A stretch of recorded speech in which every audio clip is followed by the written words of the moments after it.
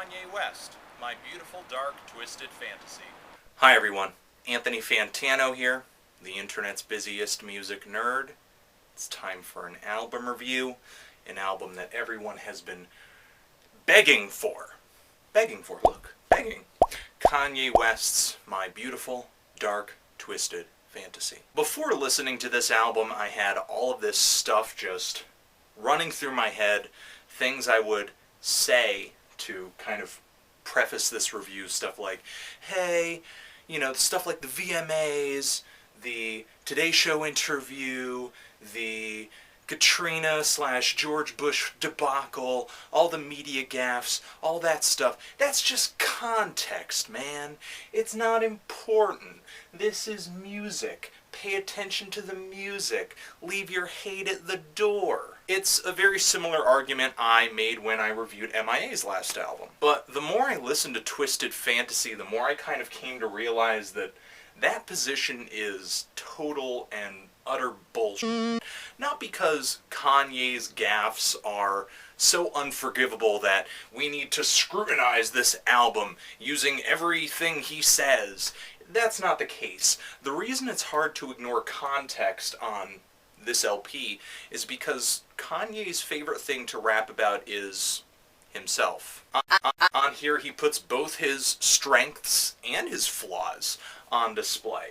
And it kind of makes me wonder what his beautiful, dark, twisted fantasy is. Is it himself? Is it his life? Is it an album about his life? Basically, the music here and Kanye West's personal life are pretty inseparable on this album. The lyrics here reference everything to the fish sticks joke on South Park to the dude's very emotionally damaged love life. Rhyme-wise, flow-wise, I feel like Kanye's really creative here, very much on the ball, like the opener Dark Fantasy. There's a point where I laughed my ass off when he said, "You got too many Urkels on your team, that's why you Winslow."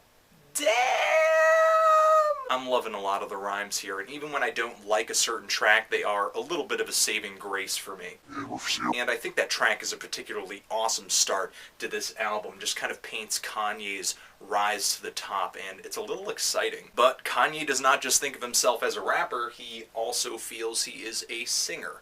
And I will say, singing is not the strongest tool in Kanye's toolbox. Sometimes his singing is a little off, but it basically gets the job done. But the best thing this LP has going for it for me is the beats, the production. Just great sounds, interesting samples. I remember when watching live performances of the song Power, I didn't exactly know how to feel about the King Crimson sample in that track, but I'm really loving the studio version. The song clips flow together really well in that song and make something that's really, really cinematic. It's just kind of a brave new world for sampling, in my opinion. I've always been a fan of sampling, always been an advocate, always felt like there's so much more potential for it, but copyright is kind of standing in the way of that. I would say the song Power is a great example of the artistry that sampling music can offer if the artist is freely allowed to do so. And there are other tracks that, surprisingly enough, do a lot with a little, like the song Monster.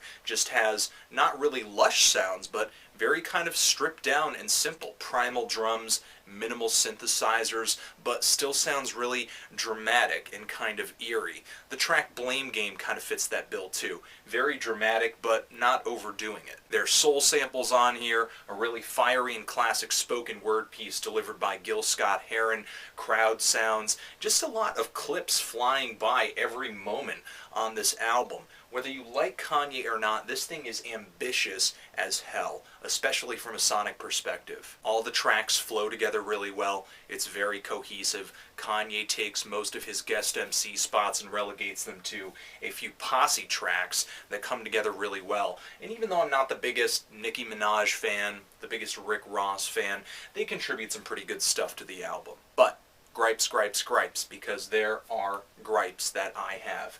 And sort of the first one, maybe an appetizer, are the hooks.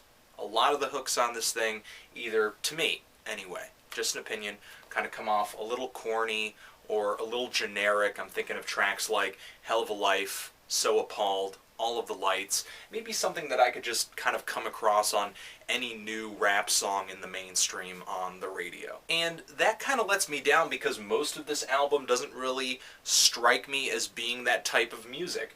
I'm going to say something that may spark a lot of angry comments, but at least half of what I'm hearing here feels very artful to me for a mainstream hip-hop album. But my biggest gripe with this LP is something that I mentioned earlier in the review, and that's how essential it is to me to be a fan or at least be interested in Kanye on a personal level to enjoy this. I think even someone who hates Kanye can get into some of the storylines on this album at least a little.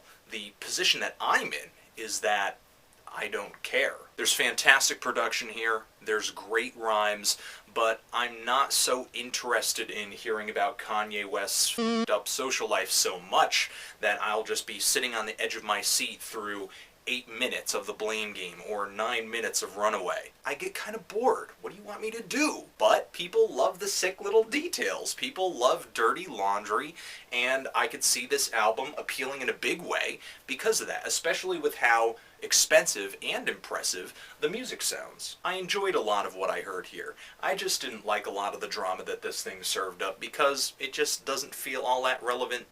I'm feeling a light to decent 6 on this thing, but that's just my opinion. You guys, you were asking for this. Let me know what you think of this album. Is it Kanye's greatest work yet? Should we even be taking context into consideration when enjoying this album? And what should I review next? Anthony Fantano, Kanye West, My Beautiful Dark Twisted Fantasy, Forever.